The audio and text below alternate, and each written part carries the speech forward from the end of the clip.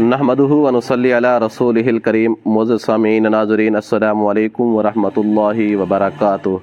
दोस्तों, अमलियात और वज़ाइफ की वीडियोज़ का हमारा सिलसिला शुरू है और उसी सिलसिले की एक और वीडियो आपकी खिदमत में लाए हैं।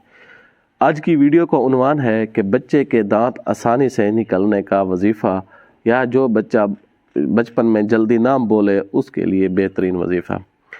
गोया कि आज की वीडियो में दो वजीफ़े बताए जाएंगे।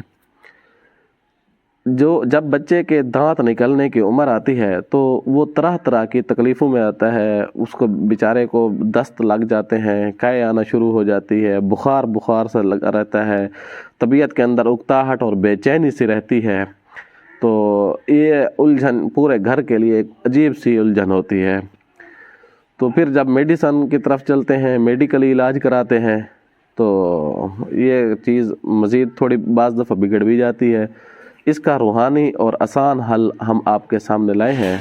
बड़ा बेहतरीन और ज़बरदस्त किस्म का इलाज है, आप आज़माएं, आपको फ़ायदा देगा।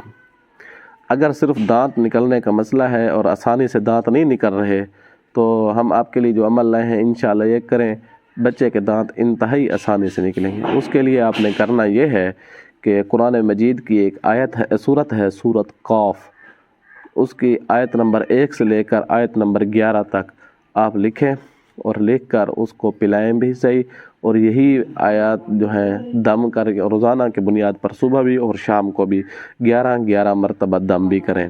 अव्वल आखिर दरूद इब्राहिम दम करते हुए करना है, लिखते हुए दरूद पढ़ लें लेकिन लिखे नहीं। और उसके साथ साथ अगर लिख लें तो कोई हर्ज नहीं। और बारिश का पानी दस्तयाब हो तो बारिश के पानी के ऊपर भी आप यही अमल लिख सकते हैं। इंशाअल्लाह आपको लिखते हुए बहुत ज़्यादा इसका फ़ायदा होगा। और इसी तरह अगर बच्चा का बोल आसान नहीं रहा तो उसके लिए कुरान मजीद की एक आयत है, सूरत बनी इसराइल की पूरी सूरत